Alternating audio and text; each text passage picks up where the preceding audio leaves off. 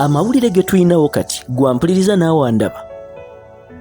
galaga bulungi bassebo ne bannyabo nga mwana mulenzi gw'omanyi obulungi nange gw'omanyi obulungi omuyimbi Vincent Segawa bassebo ne bannyabo ono akwatiddwa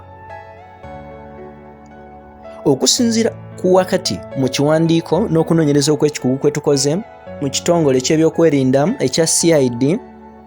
bassebo ne bannyabo bategeeza nti mu kaseera kano bamaze okugombamu obuwala omuyimbi ono Segawa Vincent Segawa ng'ono aliko emisango egibanga gyekuusa wakati mu kikukusa abaana wano munda mu ggwanga erya Uganda. N'olwekyo okusinziira ku mwogezi wa CID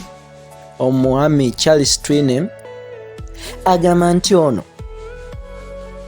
n'abantu abalala be bamaze okulabika nga bagombamu obwala be bano abeekuusa okulabika nga babadde beenyigira wakati mu kikukusa abantu era nga bano we bagenze okulabika nga babakwata bassebo ne bannyabo bamaze okubasanga n'abaana 50 balambirira oba oliyaawo nga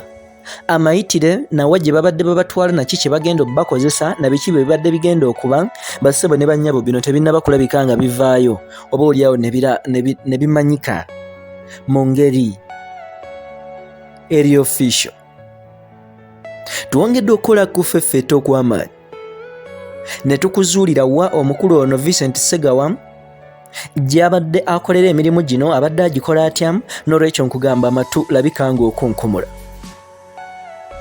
Bano abaana abata 50 benkubuuliddeko baakwatibwa wakati mu kudyekebwadyekebwa okungi wali ku ssomero erimanyiddwa nga Makazi Iban Ajara School erisangibwa e Namaliga mu Bombo mu disitulikiti ey'e Luweero. Kaakati nno bano mbagirawo nga bamaze okulabika nga bagezaako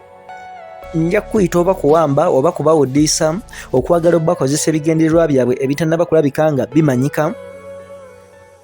bassebo ne bannyabo ab'ebyokwerinda we bayongedde okulabika nga batemezebwako era ne bayungula abawanvu n'abampi okulabika nga barescuing oba nga banunula abaana bano abakunukkiriza 50 ababadde wali ennamaliga ebbombo. Kati mbagirawo nga bamaze okulabika nga babakwata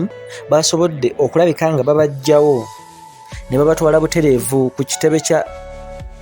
kitebe ekya CID okwongera okubawa obukuumi nga n'okunoonyereza okw'ekikugu we kugenda mu maaso kyavudde ku ki babadde balaga babadde babatwala babagambye eki byabadde bitya ani yakipanze baayogedde naani baakolaganye naani bassebo ne bannyabo embeera bw'eti bweyongedde okulabika nga efaanana. Kaakati nno wano abaana bano abawambibwa gwampuliriza naawe ndaba yonna gy'osinzidde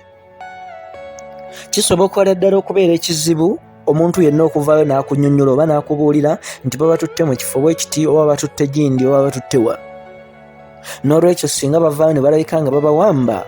oba oliyaawo ebiddirira byetaaga okunoonyereza okw'ekikugu okwongera okumanya ensonga nga bwe zifaanana. Onojjukira mwana mulenzi ono Vincent Segawa yavaayo wakati n'alabika nga akyuka mu nzikiriza n'adda mu ddiini ey'Obuyisiraamu era nga mbagirawo ng'amaze okulabika nga afuuka Omuyisiraamu.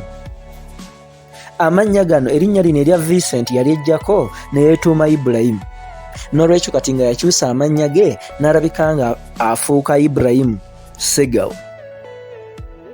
Ono wakati mu kufuuka Ibrahim Segawa ebyokuyimba ennyimba za secular oba ennyimba z'ensi yabivaako. Ono n'avaayo n'alangirira nga bw'afuuse omuddu wa Allah era n'akugamba ng'emirimu gy'agenda gyakonsentratinzeeko oba ekintu kya konsentratinzeeko kyekyokulabika ng'aweereza Allah subhanahu wa ta'ala. Osobola okuvaayo n'oba n'ebibuuzo bingi oba omukulu ono Ibrahim Segawa gw'omanyi nga Vincent Segawa bino byagenda maaso okuwamba abaana b'abantu nga batwalibwa awantu wetutanaba kutegeera oba gye gimu ku mirimu gya Allah naye ate basseba ne bannyabo ng'okimanyi bulungi nange nkimanyi bulungi oba oli awo gino si mirimu gya Allah egiyinza okuba nga gyogerwako ng'emitongole. Nkugamba tukyagenda maaso okukola okufeffeta okw'ekikugu wakati ku mwana mulenzi ono byatandise bite byabadde bitya byaviridde ku ki ani yakibaddemu ki ekyamusikiriza. Nkugamba kola ekintu kimulabika nga osubscribinga olikinga osharinga okomentinga ate twongere okulabika nga tukutuusaako updates eziwatagana ku nsonga eno yonna gy'osinzidde mwana wa mama mwana wa taata weebale kutugoberera.